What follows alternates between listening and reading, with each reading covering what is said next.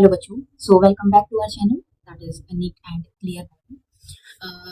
Last class में बेटे हम लोगों ने अपना फर्स्ट चैप्टर क्लास 12 में स्टार्ट किया था, that is the sexual reproduction in flowering plant. उसके अंदर हमने बहुत सारी चीजें पढ़ी थी। सबसे पहला हमने पढ़ा था first thing that is the flower, a fascinating organ, उसके सारे फोर फ्लोरल वॉल्स इंक्लूडिंग कैसे कैसे लोब्स होते हैं, डाइथिकस टाइप है, मोनोथिकस टाइप है, टेट्रास्पोरेंजिएट है ना, बाइस्पोरेंजिएट, ये बहुत सारी कंडीशंस थी हमने जो पढ़ी थी वहाँ पे। उसके साथ साथ हम लोगों ने अपना टेपिटम के बारे में देखा था, एंथर वॉल्स के बारे में देखा था। सो आज हम लोग अपना स्टार्ट करें most important topic that is the microsporogenesis. आपको पता होगा, देखो दो टर्म्स होती हैं, एक बहुत इंपॉर्टेंट चीज है। फर्स्ट टर्म है that is the microsporogenesis. Microsporogenesis का मतलब क्या होता है? दैट मीन्स जो माइक्रोस्पोर मदर सेल का फॉर्मेशन हुआ था, उस माइक्रोस्पोर मदर सेल से आगे जाकर जो माइक्रोस्पोर का फॉर्मेशन होता है, उस पूरे प्रोसेस को हम लोग माइक्रोस्पोरोजेनेसिस बोलते हैं। ठीक है, तो ये मैंने कल आपको एक पाथवे पूरा बताया था कि जो स्पोरोजीनस टिश्यूज होते हैं उनके अंदर पहले माइटोसिस होगी। After the completion of the mitosis result in the formation of a diploid mega microspore mother cell, that is the MMC. It is also known as pollen mother cell, spore mother cell, अलग अलग नाम मैंने लिखवाए थे ना। उसके बाद में जो माइक्रोस्पोर मदर सेल है वो आगे परफॉर्म करेगा, स्टार्ट करेगा meiosis division, and after the completion of the meiosis division result in the formation of the microspore tetrad. Microspore tetrad से जो माइक्रोस्पोर्स हैं वो सेपरेट हो जाते हैं, result in the formation of the pollen grains. तो जो हमारा पूरा पाथवे था, एक बार मैं आपको यहाँ पर दोबारा से बताती हूँ। जो हमारा यहाँ पे पाथवे था, सबसे पहले क्या था, that is the sporogenous tissues.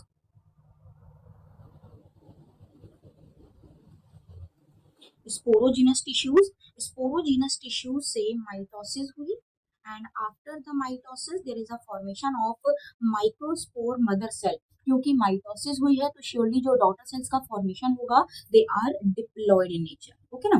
Now इसके बाद microspore mother cell undergoes meiosis, meiosis होगी, and after the meiosis there is a formation of microspore. ठीक है, माइक्रोस्पोर। अब माइक्रोस्पोर के बाद में आगे इसमें जाकर के पॉलिन ग्रेन्स का फॉर्मेशन होता है। ओके ना, आगे इसमें जाकर के पॉलिन ग्रेन का फॉर्मेशन होगा। इस माइक्रोस्पोर के अंदर आगे जाकर के जो डिविजन्स होती हैं उससे पॉलिन ग्रेन्स फॉर्म होते हैं। पॉलिन ग्रेन के अंदर भी कैसे कैसे सब स्ट्रक्चर्स होते हैं, कुछ जनरेटिव सेल्स का फॉर्मेशन होगा, वेजिटेटिव सेल्स का फॉर्मेशन होता है, वो आगे जाकर फिर माइटोसिस परफॉर्म करते हैं, जिसकी वजह से आगे जाकर मेल गैमीट का फॉर्मेशन होता है। तो यहाँ पर माइक्रोस्पोर और ये जो पॉलिन ग्रेन्स बने हैं दे आर फर्स्ट सेल, है ना, जो फर्स्ट सेल यहाँ पर बनते हैं गैमेटोफिटिक जनरेशन का। तो यहाँ पे अगर हम देखें, ये वाला जो पूरा का पूरा प्रोसेस है for the process of the formation of the megaspore mother cell से माइक्रोस्पोर मदर सेल से माइक्रोस्पोर का formation, that is known as microsporogenesis.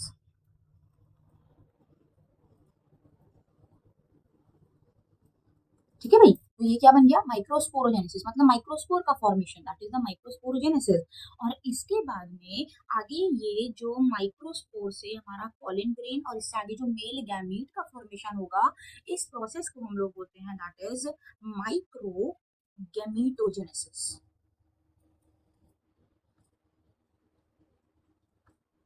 तो दोनों टर्म्स क्लियर बेटे। सबसे पहले microsporogenesis and second one that is the microgametogenesis. Microsporogenesis में क्या होगा, माइक्रोस्पोर का फॉर्मेशन होगा। माइक्रोगैमेटोजेनेसिस में क्या होगा, गैमीट्स का फॉर्मेशन होगा। माइक्रो की बात करें तो श्योरली किसके लिए रिप्रेजेंट कर रहा है, मेल गैमीट। ठीक है, सो कंटिन्यू करते हैं हम अपना, यहाँ पर हेडिंग डालते हैं that is the microsporogenesis.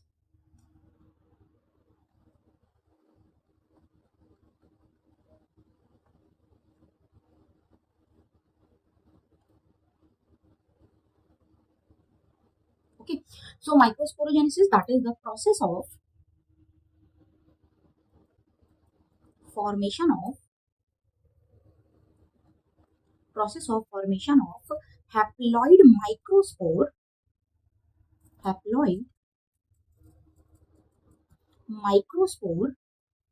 from diploid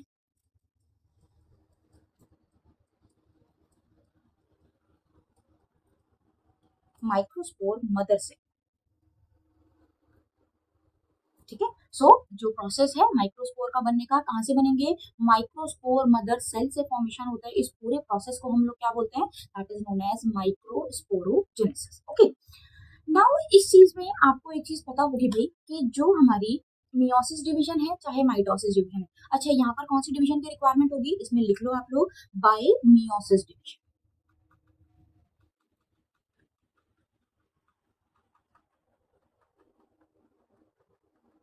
okay, सो यहाँ पर जो भी डिवीजन की रिक्वायरमेंट होती है, यहाँ मियोसिस डिवीजन बेसिकली क्यों है, क्योंकि हमको यहाँ पर गैमेट्स का फॉर्मेशन करना है, and you know very well that gametes they are always universally haploid in nature. ठीक है, तो हैप्लॉइड की जो प्लॉइडी है उसको मेंटेन करने के लिए यहाँ पर मियोसिस डिवीजन होती है, जिसकी वजह से जो मेल गैमेट का फॉर्मेशन होगा वो कैसा होगा, हैप्लॉइड नेचर का होगा। ओके, सो यहाँ पे आपको एक चीज पता होगी कि भाई जो मियोसिस डिवीजन है, मियोसिस चाहे माइटोसिस दोनों में बिल्कुल सेम होता है।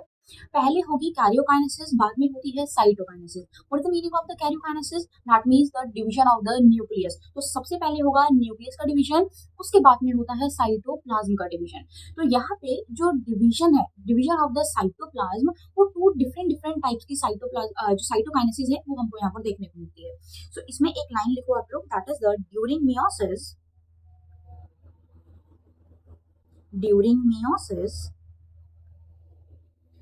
two types of cytokinesis takes place. Okay, तो टू टाइप की साइटोकाइनेसिस, कौन कौन सी टू टाइप की साइटोकाइनेसिस होती है, सबसे पहले हम लोग बात करेंगे, दैट मींस जो सबसे इंपॉर्टेंट टाइप की साइटोकाइनेसिस होती है that is known as successive cytokinesis. Okay, तो first one that is known as successive cytokinesis. Okay, तो सक्सेसिव साइटोकाइनेसिस ये सबसे पहली चीज हमको देखने को कहां पर मिलती है, it is seen in monocots. Okay, it is seen in monocots. You know very well that monocots they are the advanced category of the angiosperm. पता होगा आपको कि एंजियोस्पर्म में टू टाइप्स की कैटेगरी है, एक डाइकॉट प्लांट होते हैं और एक मोनोकॉट प्लांट होते हैं। डाइकॉट प्लांट हमारे थोड़े से प्रिमिटिव हैं, यहाँ पर मोनोकॉट हमारे एडवांस कैटेगरी है। और एडवांस कैटेगरीज को क्यों बोला गया है, क्योंकि जो यहाँ पर टू कॉटिलिडन से वन कॉटिलिडन बन रहा है उसको हमने एडवांस कैरेक्टरिस्टिक मान लिया गया है। तो यहाँ पर monocots they are advance than the dicot plant. तो इसमें होता क्या है, लेट सपोज यहाँ पर ये मैंने बनाया है दिस वन, दैट मीन्स ये सपोज ये एक सेल है, this is one cell and it is represented as microspore mother cell. ठीक है, बड़ा कंफ्यूज मत होना, साथ साथ आप देखते जाओ। Microspore mother cell in short में यहाँ पर MMC लिख रही हूँ, ओके ना। अब यहाँ पे इस माइक्रोस्पोर मदर सेल के अंदर सबसे पहले कौन सी डिवीजन होगी, कौन सी डिवीजन होती है, that is the meiosis division. Okay, तो यहाँ पर कौन सी डिवीजन होगी, दैट इज द मियोसिस। और आपको पता है कि मियोसिस कितने में कंप्लीट होती है, मियोसिस कंप्लीट होती है मियोसिस 1 एंड मियोसिस 2 के अंदर। तो पहले होती है मियोसिस 1, बाद में होगी meiosis 2, and you know very well that meiosis 2 it is equivalent to the mitosis. Okay, तो सबसे पहले यहाँ पर होगी मियोसिस 1, और मियोसिस 1 में सबसे पहले यहाँ पर होती है कैरियोकाइनेसिस। फॉर द सिंप्लिसिटी मैं कैरियोकाइनेसिस के लिए यहाँ पर के, ठीक है, तो एरो के नीचे के, इसका मतलब क्या है, मियोसिस फर्स्ट हो रही है, मियोसिस फर्स्ट की कैरियोकाइनेसिस टेक्स प्लेस। तो यहाँ पर कैरियोकाइनेसिस का मतलब क्या होता है, that means the division of the nucleus. तो इस माइक्रोस्पोर मदर सेल के अंदर न्यूक्लियस का डिवीजन होगा। सो आफ्टर द डिवीजन यहाँ ये माइक्रोस्पोर, अब इसके अंदर कितने न्यूक्लियस बन गए, there is a formation of 2 nucleus. ठीक है भाई, तो यहाँ पर क्या हुआ, 2 न्यूक्लियस का फॉर्मेशन हुआ। जब 2 न्यूक्लियस यहाँ पर बन गए हैं, नाउ इसके बाद में जब कंप्लीट होगी karyokinesis, then it is followed by the cytokinesis. तो यहाँ पर cytokinesis takes place and after the cytokinesis result in the formation of cell plate. क्योंकि हम लोग प्लांट की बात कर रहे हैं, तो प्लांट के अंदर हमेशा क्या होगा, साइटोकाइनेसिस होगी with the help of the cell plate method. While अगर हम लोग एनिमल्स की बात करें तो there is a animal furrow method. Okay, तो सेल प्लेट के अंदर क्या होता है, basically there is a centrifugal, जो गोल्जी बॉडीज होते हैं, गोल्जी बॉडीज का फ्यूजन होना स्टार्ट होता है। कहाँ से स्टार्ट होगा, सेंटर से बाहर की तरफ। ठीक है, तो सेंटर से बाहर की तरफ एक प्लेट का फॉर्मेशन होगा। कब तक होगा, जब तक वो पूरी प्लेट आगे तक टर्मिनेट ना हो जाए, तो वहां तक होगा। तो ये हमारा सेंट्रीफ्यूगल अरेंजमेंट होता है। तो इसमें यहाँ पर क्या होगा, एक प्लेट जैसे स्ट्रक्चर बन जाएगा, जिसकी वजह से अब आप यहाँ पर देख सकते हो there is a formation of a plate, और ये रहा एक न्यूक्लियस, ये रहा सेकंड न्यूक्लियस। ओके, तो इसके बिहाफ पे हम लोग कह सकते हैं कि सिंगल एक सेल था माइक्रोस्पोर मदर सेल का, उसे after the completion of the first meiosis, meiosis 1 जब कंप्लीट होगी तो there is a formation of two cells. तो ये जो कंडीशन है इसको मैं यहाँ पर रिप्रेजेंट कर रही हूँ, this is known as dyad. ठीक है, तो ये हमारी क्या हो गई, this is the dyad condition. Now अब इसके बाद में फॉलो होगा यहाँ पर that is the meiosis 2। Okay, तो मियोसिस 2 होगी। मियोसिस 2 के बाद में श्योरली सबसे पहले क्या होता है यहाँ पर कैरियोकाइनेसिस। तो कैरियोकाइनेसिस होगा तो यहाँ पे क्या होगा, देयर इज टू सेल, पहले दो न्यूक्लियस प्रेजेंट थे, तो अब ये तो पहले वाली सेल प्लेट है, ऊपर बन जाएंगे टू न्यूक्लियसेस। ठीक है, टू न्यूक्लियस का फॉर्मेशन ऊपर होगा एंड टू न्यूक्लियस का फॉर्मेशन नीचे हो जाएगा। अगेन नेक्स्ट जो यहाँ पर प्रोसेस होगा that karyokinesis, it is followed by the cytokinesis. तो यहाँ पर होगी cytokinesis and result in the formation of again one cell plate it is formed and there is a formation of four daughter cell, and these four daughter cells are to be known as microspore tetrad.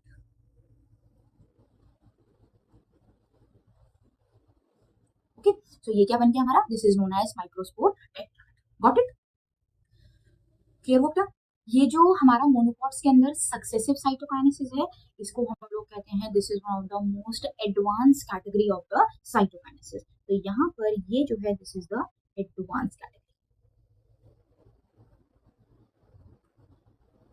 This is the advance type. Got it? Now second हमारी है that is second one, it is known as simultaneous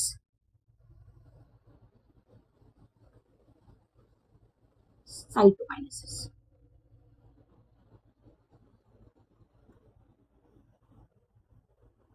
Okay, that is the simultaneous cytokinesis.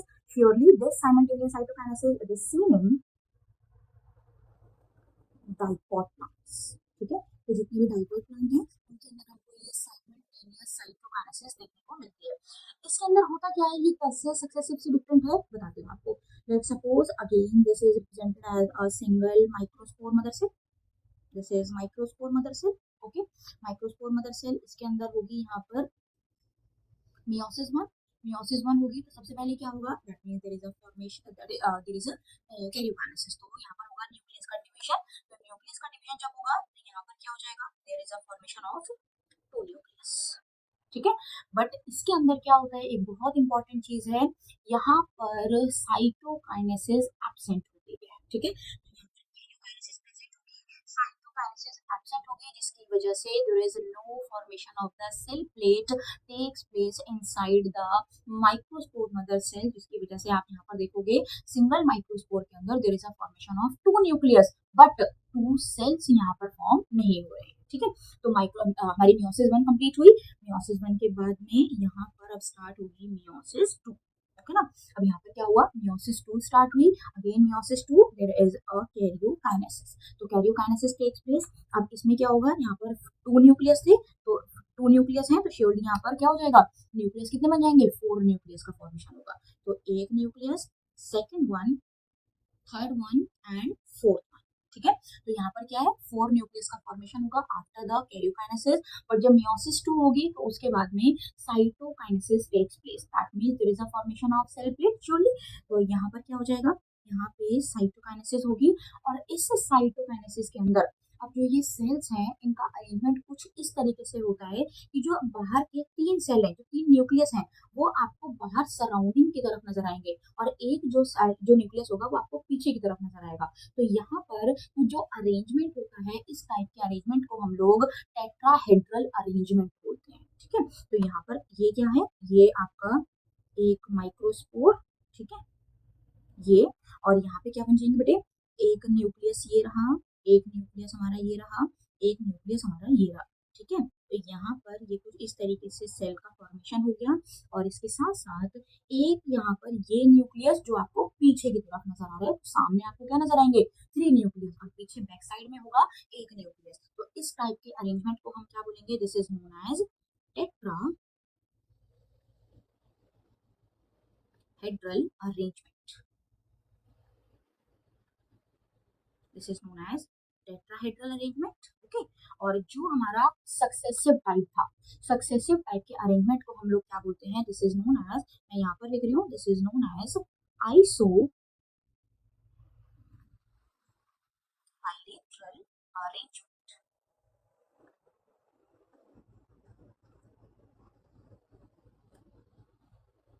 Okay, so ये हमारा क्या हो जाएगा, isobilateral arrangement, कौन सा, that is the successive type. और जो साइमल्टेनियस है वो हमारा क्या हो जाएगा, this is a tetrahedral arrangement, क्योंकि इसमें हमको यहाँ पर क्या दिख रहा है, 3 न्यूक्लियस हमें फ्रंट साइड पे नजर आएंगे और एक न्यूक्लियस हमको बैक साइड पर नजर आता है।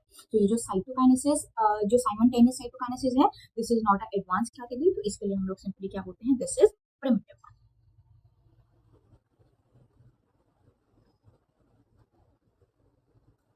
डन। इसमें एक मैं आपको एक्सेप्शन लिखवा रही हूँ, यहाँ पर एक एग्जांपल है, that is known as Aristolochia elegans. इसके अंदर क्या होता है, अभी आपने यहाँ पर देखा कि कुछ मोनोकॉट्स हैं, उनके अंदर आइसोबाइलेटरल अरेंजमेंट, डाइकॉट्स के अंदर tetrahedral arrangement, but Australian elegans, Aristolochia elegans, इनके अंदर क्या होता है, देयर इज अ 5 टाइप, ठीक है, 5 टाइप की साइटोकाइनेसिस के अरेंजमेंट होते हैं। एक होगा हमारा यहाँ पर isobilateral, second one that is tetrahedral, ये दोनों सेम होते हैं जो आपको अभी मैंने लिखवाया है। इसके बाद थर्ड टाइप हमारी होती है, that is known as linear type. Linear में 4 सेल आपके लीनियरली, जैसे लैडर लाइक स्ट्रक्चर होता है, बिल्कुल वैसे अरेंज होंगे। फोर्थ कैटेगरी होती है हमारी, that is the T shape, and last one that is known as decussate shape type. Okay ना, तो एक एग्जांपल है, यहाँ पर नोट डाल के लिखते हैं, इंपॉर्टेंट है बेटा, that is in Aristolochia elegans,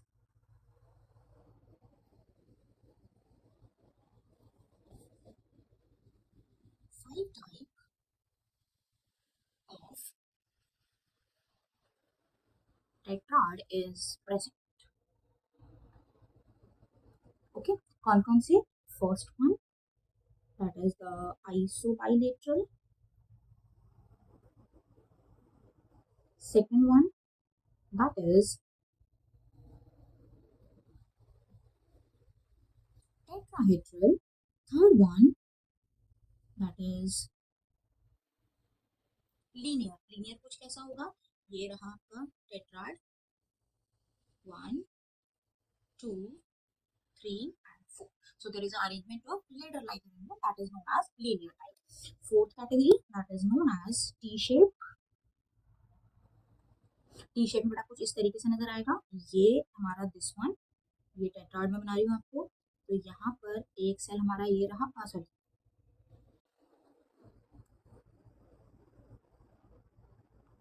this one, ठीक है,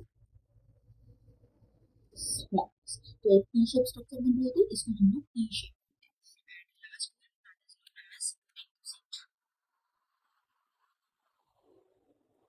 इसके अंदर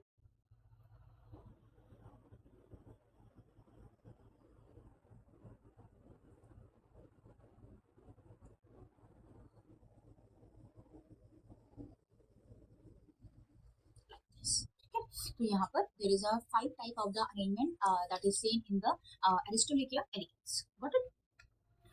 चलो, so this is about microsporogenesis, I hope you understand that microspore का फॉर्मेशन कैसे होता है। Now proceed to the next part, that is known as pollen grains.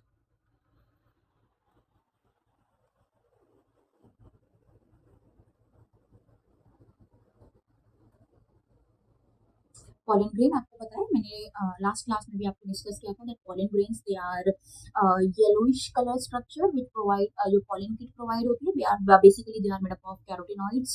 Carotenoids की वजह से येलो कलर अपीयर होता है, और इसी पॉलन ग्रेन्स के अंदर there is a presence of male gamete. Okay, तो सिंगल पॉलन ग्रेन के अंदर how many male gamete they are present, तो इस चीज का बताना बेटे क्या आंसर होता है, ठीक है ना। आगे हम फोर्थ कमिंग पार्ट में इसमें पढ़ेंगे कितने मेल गैमीट का फॉर्मेशन होता है inside the single pollen grain। Okay, so pollen grain they represent, pollen grain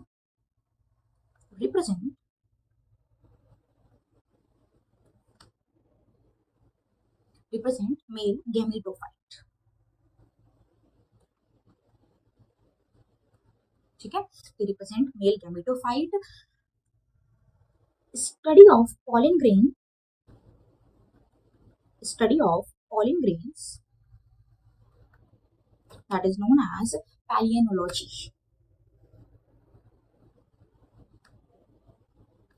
okay, so generally आप देखना पड़ा आपकी एनसीईआरटी में सब कुछ लिखा हुआ है।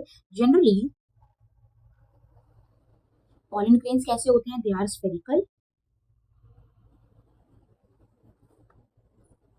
they are generally spherical in shape or they are about 25 to 50 micrometer का size, okay ना, and about 25 to 50 micrometer size इनका होता है। ठीक है, ये कई बार आ जाता है, सिंपल डायरेक्ट क्वेश्चन आते हैं, एमसीक्यूज में आपको पूछा जा सकता है कि साइज का क्या होता है, तो आप इसको ध्यान रखना, ये लिखना, ठीक है। पॉलन ग्रेन्स बेसिकली कैसे होते हैं? They are yellow,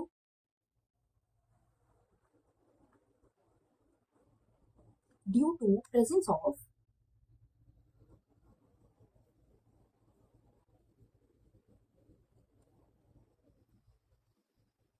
carotenoids. ठीक है, तो कैरोटेनॉइड्स की वजह से उनका कलर येलो कलर का होता है और इन्हीं पॉलन ग्रेन के अंदर contain reserve food material.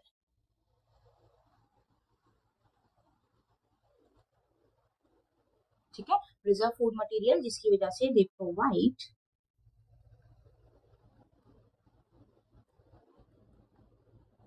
Nutrients. Okay, so ये जो पॉलन ग्रेन्स होते हैं बेसिकली बहुत ज्यादा न्यूट्रिशियस होते हैं, बहुत ज्यादा प्रोटीनिशियस होते हैं, इसीलिए इन पॉलन ग्रेन्स को कंज्यूम किया जाता है in the form of the tablet, syrup and supplements. ठीक है, तो जो बहुत सारे एथलीट्स होते हैं, रेसिंग हॉर्सेस होते हैं, उनको ये दिया जाता है ताकि उनसे इनकी एफिशिएंसी इंक्रीज हो। इवन फॉरेन में भी काफी सारे लोग इनको कंज्यूम करते हैं एज अ फूड प्रोडक्ट, तो सप्लीमेंट की फॉर्म में ये इनटेक किए जाते हैं क्योंकि ये बहुत ज्यादा प्रोटीनिशियस नेचर के होते हैं, बहुत अच्छा खासा इनके अंदर न्यूट्रिएंट प्रेजेंट होता है। ठीक है, so pollen grains utilized as food supplement। ठीक है, फूड सप्लीमेंट की फॉर्म में ये इनटेक किए जाते हैं। And the most important line, consumption of pollen grains, consumption of pollen grain increase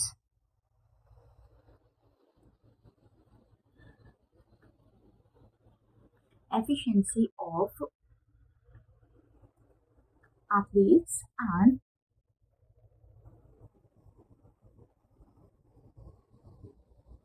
racing horses। ठीक है, so they are basically used as a pollen product in the form of the tablet and the syrup।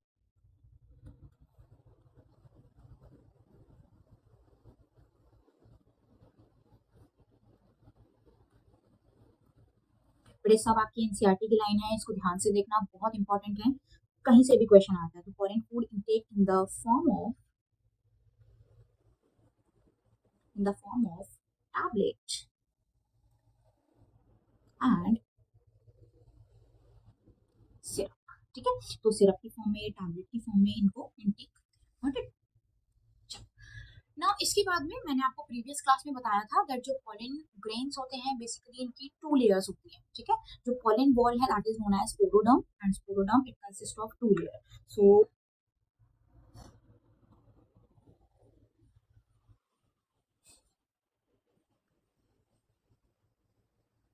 pollen ball is known as sporoderm and consist of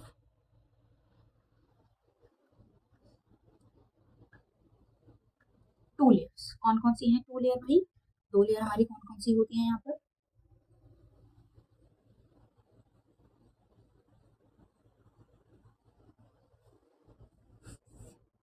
First one, that is the outermost layer known as exine and inner layer that is known as intine।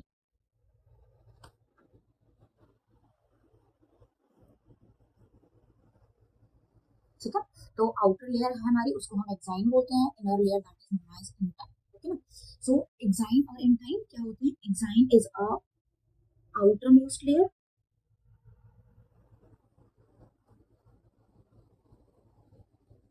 made up of, किससे बना है, कल बताया था मैंने, that is sporopollenin, ठीक है। ये किससे बनी हुई है, स्पोरोपोलिन से, and intine is a inner layer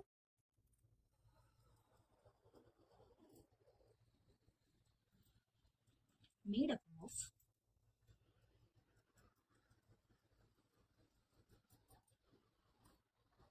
पैक्टोसेल्यूलोज, ठीक है।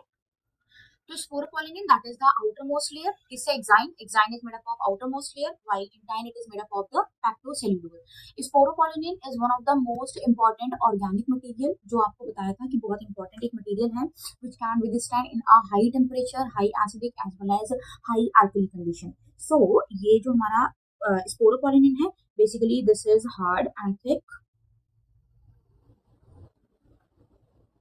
and can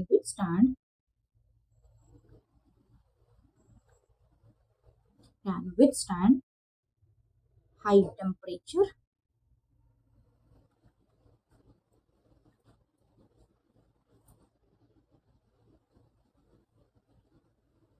high acid or strong acid, high or strong acid, and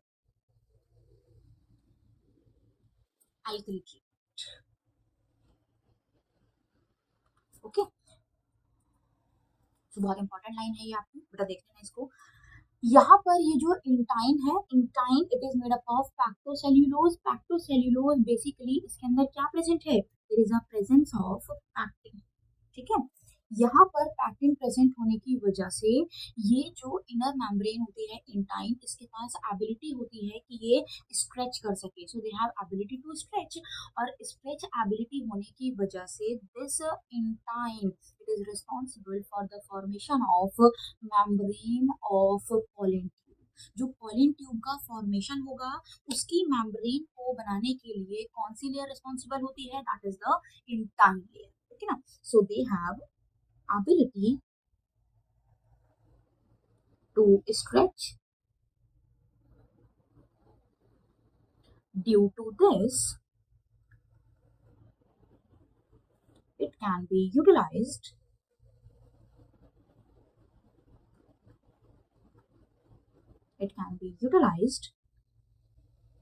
for the formation of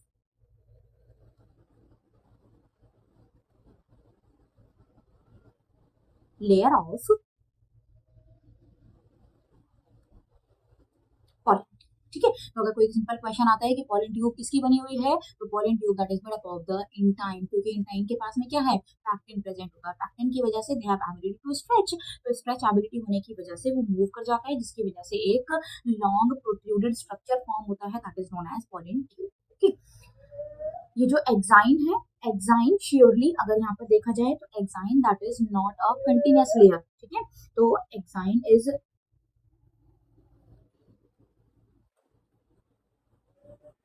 it is not a continuous layer, वही अगर हम लोग इंटाइन की बात करें तो intine it is a continuous layer. कैसे बोल सकते हैं इस वाली बात को हम लोग, यहाँ पर देखो मैं एक डायग्राम बनाती हूँ छोटा सा साइड में, ये रही इनर वॉल, ठीक है, दिस इज इंटाइन, और ये रही outer wall, this is known as exine. तो यहाँ पर आप देख रहे हो कि जो इंटाइन है वो चारों तरफ से इक्वली प्रेजेंट है, ये प्रेजेंट है चारों तरफ से, बट अगर हम लोग एक्साइन देखें तो एक्साइन कुछ जगहों से ऐसी होती है, यहाँ पर मैंने आपको एक सिंगल ऐसी पॉइंट दिखाया है जहां पर इस वाली जगह पर exine is completely absent, that is the only reason this exine it is not a continuous layer. इसका यहाँ पर कंटिन्यूअस ना होने का रीजन क्या होता है, क्योंकि जिस जगह पर एक्साइन एब्सेंट होती है उस जगह पर एक पोर का फॉर्मेशन होता है, ठीक है। और ये जो पोर होता है, इस पोर को हम लोग बेसिकली बोलते हैं that is known as germ pore. तो यहाँ पर जिन जिन जगहों पर जो एंजाइम लेयर है, स्पोरोपोलिन की लेयर है, वो एब्सेंट होती है, तो उसको हम लोग जर्म पोर बोलते हैं।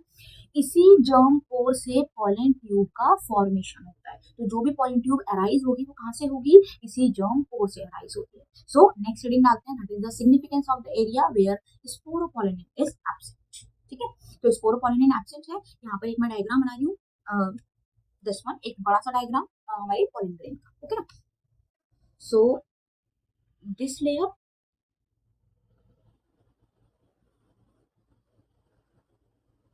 so this is a continuous layer, that is the intine, okay, and intine के बाहर there is a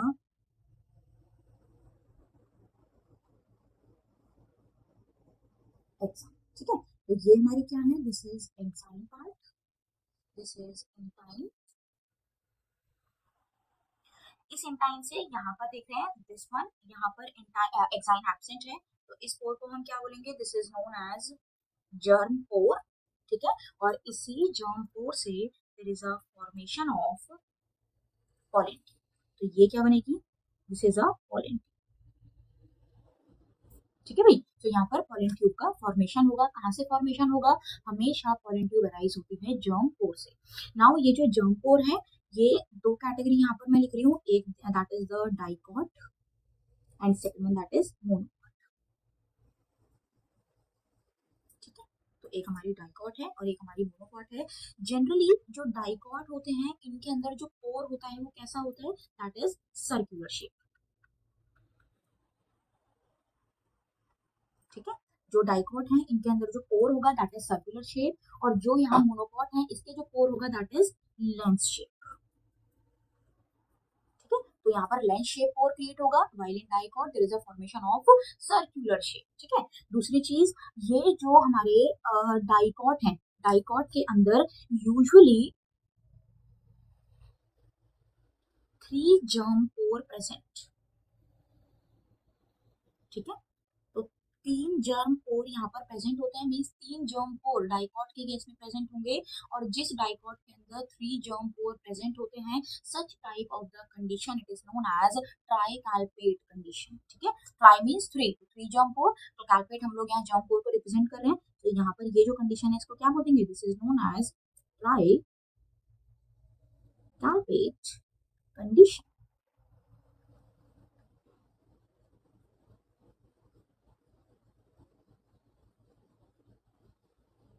ओके। इसके बाद में ये जो हमारा लेंस शेप पोर मोनोकॉट के अंदर प्रेजेंट है, generally in monocot there is a presence of single pore, ठीक है। तो यहाँ पर 1 germ pore present, 1 germ pore, तो 1 जर्म पोर के लिए कौन सी कंडीशन होगी, यस वेरी गुड, सोचो, this is known as monocolpate condition. तो डाइकॉट के अंदर ट्राइकाल्पेट, मोनोकॉट के अंदर मोनोकाल्पेट कंडीशन, ठीक है। तो इस टाइप की कंडीशन को क्या बोलेंगे बेटा हम लोग, that is known as monocolpate condition,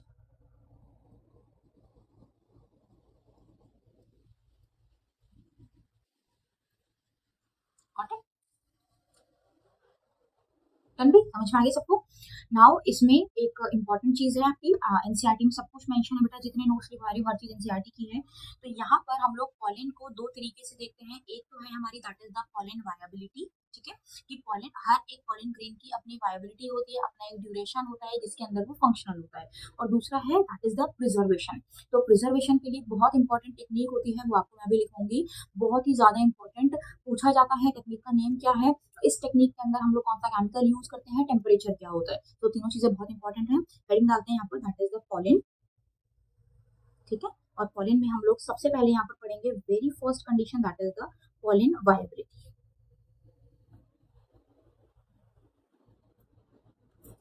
okay.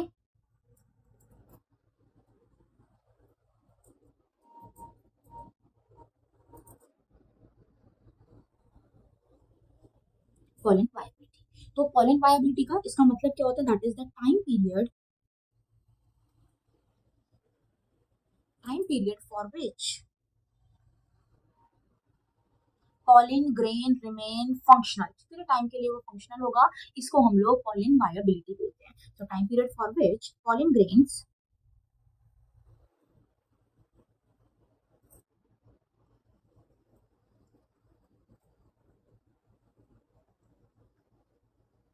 remain functional, it is controlled by both external as well as internal factor। external factor कौन से होते हैं, लाइक टेम्परेचर हो गया, ह्यूमिडिटी हो गया, ये भी सब कंट्रोल करता है।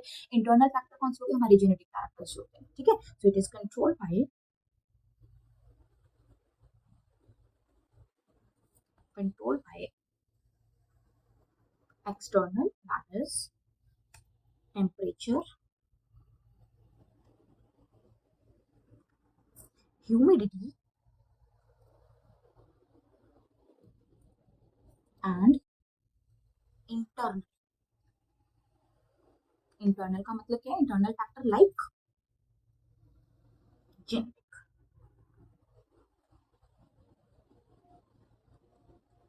ठीक है, तो जेनेटिक फैक्टर ये हमारे कंट्रोल करते हैं। यहाँ पर एक चीज मैं लिखवा रही हूँ, बहुत इंपॉर्टेंट है बेटे, इंपॉर्टेंट मार्क कर लेना इसको, इंपॉर्टेंट है, आपके क्वेश्चन में आ सकता है। यहाँ पर वायबिलिटी आपके एनसीईआरटी में लिखी हुई है कि व्हीट की, राइस की वायबिलिटी कितनी होती है, तो ये आपको बहुत इंपॉर्टेंट है बेटे, इसको लिख लेना। First one that is wheat and rice, मतलब जो हमारे सीरियल्स हैं, इनकी जो वायबिलिटी होती है दैट इज 30 मिनट्स। ठीक है, इसकी वायबिलिटी है 30 मिनट। और इसके साथ साथ यहाँ पर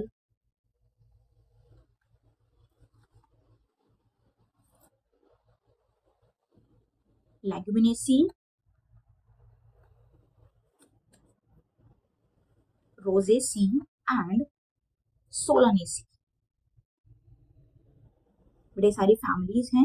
लेग्यूमिनेसी फैमिली, लेग्यूम फैमिली जो होती है, रोजेसी फैमिली, सोलानेसी फैमिली। आप लोगों ने ये Leguminosae, Solanaceae already class 11th में पढ़ रखी हैं मॉर्फोलॉजी के अंदर। ठीक है, तो ये हमारी जो फैमिलीज हैं, अगर हम लोग इनमें देखें तो बेसिकली इनका जो टाइम पीरियड होता है दैट इज सेवरल मंथ। ठीक है, तो ये इंपॉर्टेंट है, इसको अंडरलाइन कर लेना, इसको लिख लेना, बहुत इंपॉर्टेंट लाइन है, कुछ भी पूछा जा सकता है, डायरेक्ट क्वेश्चन आते हैं नीट के अंदर, तो इसमें आप देखना बेटा, इवन आपके स्कूल के एग्जाम के लिए भी इंपॉर्टेंट है, पूछ लिया जाता है कि वायबिलिटी बताओ, इनकी वायबिलिटी क्या होती है, तो आपको पता होना चाहिए। Got it? Now second heading यहाँ पर है, सेकंड डाउट बेटा, दैट इज द प्रिजर्वेशन। ये जो पॉलन ग्रेन्स होते हैं, इन पॉलन ग्रेन को बेसिकली हम लोग क्या करते हैं, प्रिजर्व करके रखते हैं। प्रिजर्व करने के लिए टेक्निक होती है, उस टेक्निक को बोलते हैं that is the cryo preservation. इस टेक्निक के लिए हम लोग यूज करते हैं -196 डिग्री सेल्सियस लिक्विड नाइट्रोजन। ठीक है, तो लिक्विड नाइट्रोजन के अंदर -196 इतना टेम्परेचर, इतना ज्यादा लो टेम्परेचर होता है। इस लो टेम्परेचर के अंदर हम लोग इन पॉलन ग्रेन्स को प्रिजर्व करके रखते हैं। व्हेनेवर रिक्वायर्ड हम लोग यूज कर सकते हैं आगे फर्दर जो भी फर्दर हमारा जर्मिनेशन और रिप्रोडक्शन करवाना है, उसके लिए हम लोग उसको यूज कर सकते हैं। ठीक है, तो यहाँ पर that is the storage of, ये आपके एनसीईआरटी में लाइन लिखी हुई है, बहुत इंपॉर्टेंट है, storage of pollen grain for years in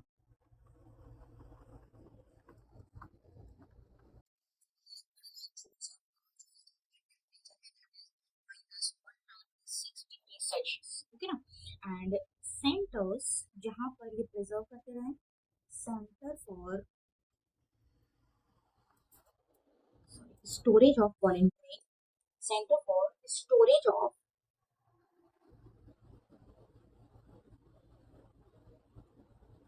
pollen grain called pollen bank, इनको हम लोग pollen banks बोलते हैं।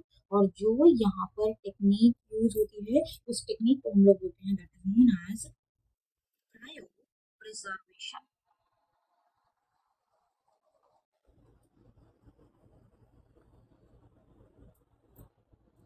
That is known as cryopreservation. ठीक है, क्लियर हुआ? इंपॉर्टेंट है बेटा ये सब चीजें। सो यहाँ पर एक चीज बहुत ज्यादा इंपॉर्टेंट है भाई, ये आपको मैंने बता दिया, सारी चीजें समझ में आ गई। सो माइक्रोस्पोरोजेनेसिस, ये पॉलन ग्रेन सब क्लियर है। नाउ इसमें एक बहुत इंपॉर्टेंट चीज, अभी आपको एक चीज बताई भाई, यहाँ पर माइक्रोस्पोर मदर सेल, इससे आगे बनता है माइक्रोस्पोर टेट्राड। ठीक है, और इस माइक्रोस्पोर टेट्राड से आगे जाकर के 4 पॉलन ग्रेन का फॉर्मेशन होता है। ठीक है, 4 पॉलन ग्रेन का फॉर्मेशन होता है, लेकिन एक एक्सेप्शन है। अब एक्सेप्शन क्या है, हमेशा ध्यान रखना, जो मेजरली क्वेश्चंस आते हैं वो एक्सेप्शनल बेस्ड होते हैं। सो यहाँ पर एक एक्सेप्शन है, एक फैमिली है दैट इज द सिप्रेसी फैमिली। ठीक है, सिप्रेसी फैमिली के अंदर क्या होता है, ये जो यहाँ पर 4 पॉलन ग्रेन्स का फॉर्मेशन हुआ है, इन 4 पॉलन ग्रेन्स के अंदर जो 3 पॉलन ग्रेन होते हैं वो डीजेनरेट हो जाएंगे, सिर्फ और सिर्फ एक सिंगल पॉलन ग्रेन यहाँ पर रिमेन परसिस्टेंट रहता है, ठीक है। तो only 1 pollen grain it will functional. तो यहाँ पर नोट डाल के लिख लो, कई बार न्यूमेरिकल बेस्ड क्वेश्चन पूछ लेते हैं कि कौन सी ऐसी फैमिली है जिसके अंदर number of how many, suppose question पूछ लिया इन अ सेपरेसी फैमिली, एक आप सपोज कुछ नंबर ऑफ मेल गैमेट दे दिए हैं, इसको बनाने के लिए how many number of meiosis and mitosis they are required. तो अगर आप नॉर्मल देखोगे तो नॉर्मली केस में क्या होता है, नॉर्मल केस के अंदर there is a requirement of 1 meiosis and 2 mitosis, ठीक है। तो 1 मियोसिस एंड 2 माइटोसिस की रिक्वायरमेंट होती है for the formation of the mature male gametophyte, okay. But अगर हम लोग सेपरेसी फैमिली में देखें तो सेपरेसी फैमिली के अंदर चीजें वही होंगी, बट यहाँ पर मियोसिस माइटोसिस का नंबर डिफरेंट आएगा जब हम लोग यहाँ कैलकुलेशन करेंगे, ठीक है। इसकी बेस्ड एक न्यूमेरिकल मैं भी आपको आगे करवाती हूँ, ओके। सो यहाँ पर एक नोट डाल के, बेटा बहुत इंपॉर्टेंट लाइन है, नोट डाल के लिखो यहाँ पर, इन सेपरेसी family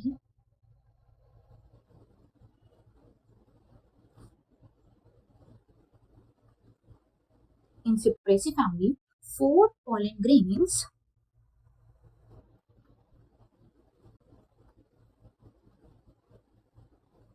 are formed in which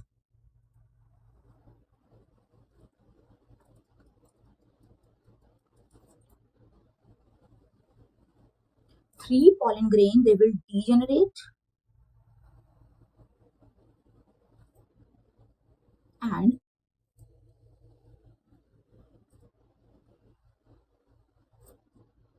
one pollen grain remain functional, ठीक है। तो ये बहुत इंपॉर्टेंट चीज है, इसको आप लोग ध्यान से देखना।